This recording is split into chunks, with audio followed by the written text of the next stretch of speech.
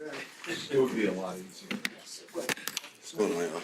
Bob, You mind? is it beanie weather? A little bit. A little bit. How was the bye week for you? It's pretty good. Pretty smooth. What's the biggest thing that you wanted when you reflected over the bye week? What's the biggest thing that jumped out to you as you kind of approach the second half of the season? Shit, we got 8 games left. I mean, nothing really jumped out to me for real, if I'm being honest. Really just getting a moment, having a freer mind, and get my body right for a minute. What's it like having Burrow back out there? I know he's not in 11 on 11s, but just to have him out there during practice. Feels good having him out there. I like messing with him now that he's back. I can usually do that when he was injured, but just having him out there is just good. It's just best for everybody, you know what I'm saying? The energy feels good for the whole offense, just making sure he's back, you know, so he definitely puts smiles on people's faces. How involved is he? How involved is he during these practices?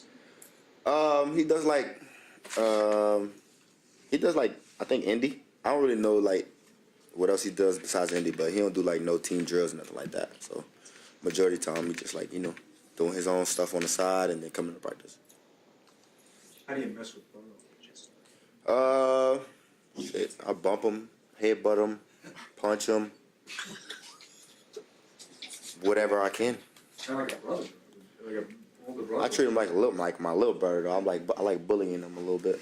Does he? I mean, he's not one to take a lot of that. I mean, does he ever hit you back?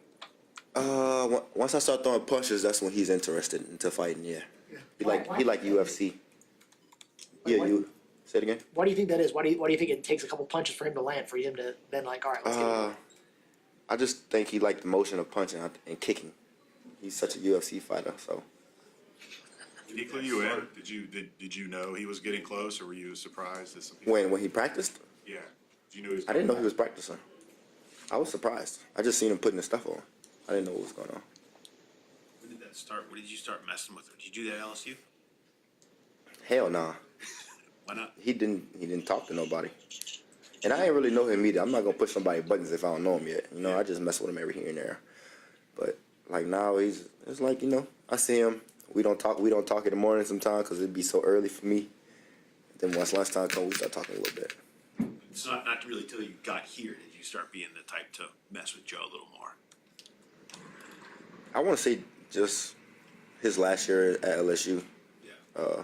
Felt like we had a lot of just a bond. Practice only, or we push his buttons, get him going during games? Maybe if we score that drive, I might say some slick shit. Oh, some slick words to him. Sorry. We're all adults. What's obviously a big game against the Steelers coming up. What would that mean to be able to sweep them and kind of get some momentum back after kind of how the seasons went, especially these last couple of weeks? Yeah, I think it'll be good just to get our momentum back after those past 2 games we lost. Just knowing the feeling of how it feels to lose and win. Knowing after some games we're supposed to win, so just having that feeling of losing, I think we don't want to feel that again. So we got to have the mindset to win this game because that's where we want to be for the AFC. Does it help having Flacco on your team, knowing that this will be the 3rd time that he's played them this season? Does that help at all for you guys, or? Yes, but that's more of a quarterback question. I'm not in the quarterback room. I don't know what they're talking about. Well, does he talk with you guys, like if he notices something? No? No, not really, no. You're just not a talkative guy? I mean, good job. Pretty much what we get usually. Let's go. Have you looked at the with Ramsey going to safety? What does that mean for them? How does that change them? What's it mean? I mean, he just really showing how versatile he is as a person, as a DB. You know what I'm saying? And I think I think he only moved to safety because it was a change on the back end. So I'm not really sure 100% what's going on, how they doing that. But he's just showing off how versatile he is. Does it make him different? Does it make him different how they play? I don't think so. No. I think he had a couple snaps of safety when we first played him, actually. I mean, he probably won't cover you as much now, right? Probably not, but I'm sure he's gonna want to. What do you think about Porter, his game? Handsy, real handsy. You were up against him a lot in the first game. Did you feel like, do you like that matchup for you with guys that are like I like any matchup with me. I mean, it don't really matter. I love the game. I love competing. Jamar, this team has had to climb its way out of a hole before. I mean, last year 4-8, you guys got back to 9-8, even if it wasn't the playoffs. For you personally, how difficult is it to just mentally grind out of where you are to believe this team can turn it around? It's gonna take a lot of will to do that. Just being positive as I can. You know what I'm saying? Try to get everybody on board and just practice the same, practice hard. Come to work the same day, consistency, and just trying to get all the guys on the same page. And just, you know, we all want the same thing, so we gotta all want the same desire and work for it. Going through what you went through as a team last year, like you said, 4-8, and getting to the point where you won 5 straight, does that give you hope, inspiration, kind of thought that we can do this again if we just grind? I mean, yeah, it's a whole bunch of ways you could look at it. You know what I'm saying? It's the NFL also. We getting put in these situations for a reason, to see how tough we are on the back end. So I mean, as long as guys come together and as long as we focus at the end of the day, that's what it's all about. Would you say the team is still together? Yeah, I don't think nobody left, spread apart or anything like that. What was your demeanor like when you got to LSU in terms of like your how you were with the other receivers with the team? How were you like when you got in as a freshman, and how did that grow the longer you were there? So my situation was a little different. I had me and Terrence Marshall was number 1 and number 2 receivers in Louisiana. So coming out of high school, we was battling for a spot off like immediately. You know what I'm saying? We put in the same position, backed up behind each other, and we was competing. And then they had Racy McMatt, D. Anderson. They had Stephon Sullivan. They had a lot of receivers at that time. We was really packed at receiver, and I just wanted to just go in and just work, bro. Just work my butt off and just make sure I had an opportunity to get on the field. And I think the first game was my first touchdown too. So just getting an opportunity. Was there an extra chip on? I remember that recruiting class well. Terrace was the guy in that class. Nationally, was that an extra chip on your shoulder to go and improve that, like, hey, you know, I'm just as good as this guy was? No. I mean, I wasn't really competing with him at the end of the day. I was competing with myself. At the end of the day, I still know how good I was. And back then, man, I wasn't really hoorah and excited for, like, number 1 in the nation, number 5 in the state and stuff like that. I wasn't really worried about it because I played against those guys every day. You know what I'm saying? So I knew how good I really was at the end of the day. So if you guys win, you're 1 game out of first. You lose, you're 3 out, 7 to go. Does this feel like it has a must-win element to it? Yeah, it's a must-win if you want to win the AFC, 100%, yeah. You approach it any differently because of that? No, I mean, you can't approach another game differently because it's just a must-win game. You got to approach every game the same. You want to win every game, so you got to approach every game the same. How has Pittsburgh changed up their coverages on you, if at all? A lot of disguises. Usually the past couple of years has been like usually man 1 high. You know what I'm saying? Play a little 3.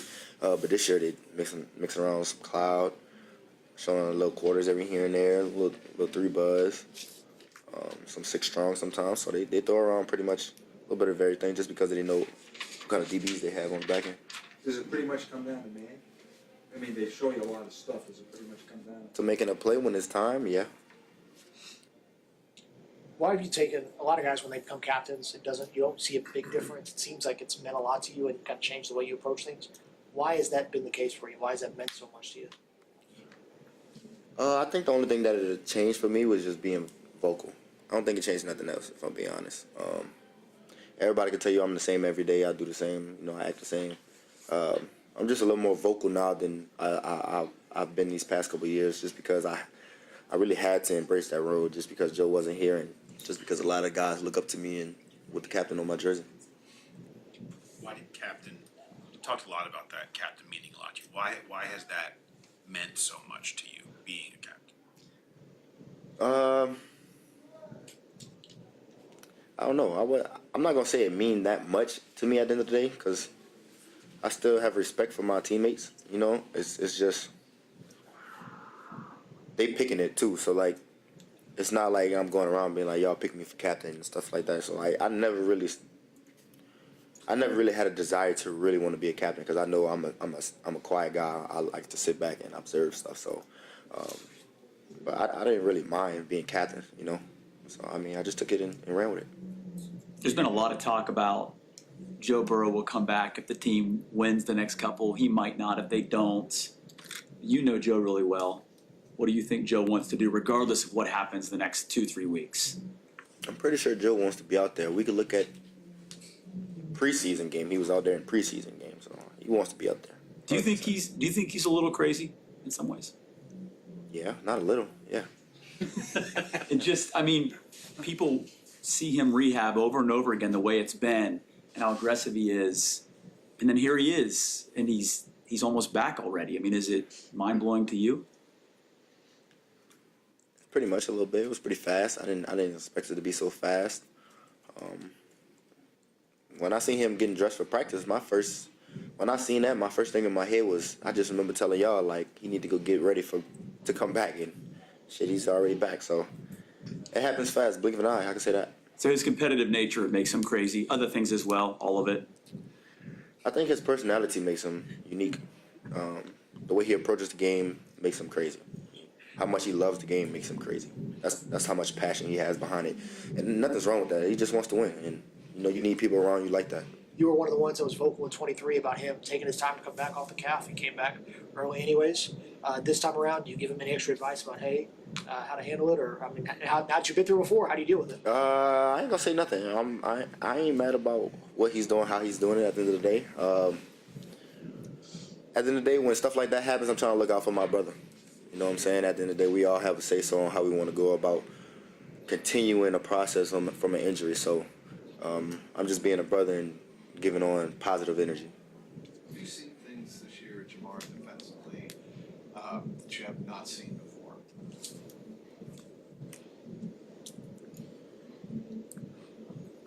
No, not really. Casey did a lot of stuff.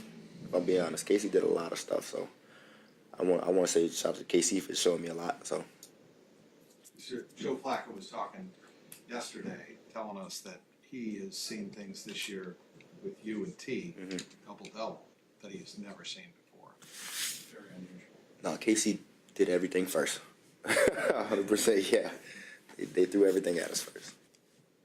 You're going up all these, lists. I know you don't really care, but you're going up with these, these names. Pass. Are there any of these great receivers that you mentioned with that kind of intrigue you that you never saw, but maybe you heard something about them, and you want to know something more about them, or anything that? Trying to put me on spot right now, but I mean, not really. I mean, I grew up watching highlight tapes all day. I never had a chance to have a conversation with a professional athlete growing up. So I never wanted to put myself in that position because I never had a chance to. So I don't know. I wouldn't mind asking like Keenan Allen some questions. You know what I'm saying? Is there a guy you'd like to have lunch with? I mean, I wouldn't want to go to lunch with them, no. I just want to sit down in the film room, watch some film, though, yeah. I wouldn't mind doing that, but But Keenan Allen's a guy. he would be one of the guys, though, yeah. Anybody else? Cooper Kupp, yeah. Well, he played against Cup. Yeah, but it's a little different when you're playing against him, because when you're playing against him, majority of the time you're trying to watch the defense, not him. So it's like you're watching him, but you're watching the defense too. Good. Thanks, Jamar. That'd be an expensive lunch. That'd be 2 Triple Crowns. Yeah, hopefully he could pay, you know. Yeah. Thanks, man.